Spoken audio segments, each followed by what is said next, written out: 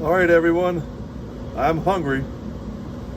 So today for lunch, it's Kirkland Pepperoni Pizza.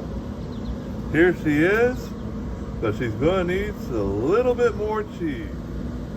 All right, so I like to put my cheese on the outside and work my way in. You do it how you want to do it. The goodness is that it's cheese.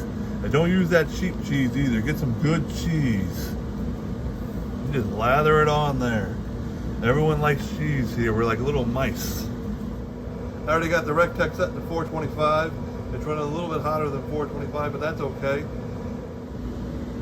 All right, so the grill was already preheated at 425. We need to get this pizza in the BFG for 12 minutes.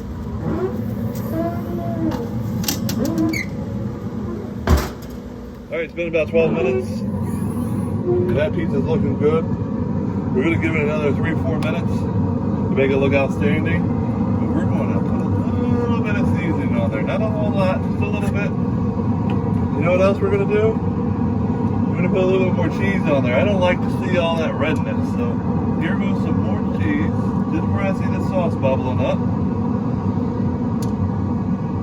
Make the kids happy. And there you have it. Gotta wait a couple more minutes. All right, so it's been about 15 minutes.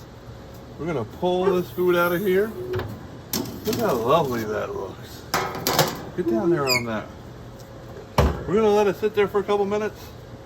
We're not gonna cut it yet. If you cut it now, the cheeses are just gonna slop all over the place. All right, so it's been out for about a minute or two. Gonna cut this thing up nice and crispy, just like I like it.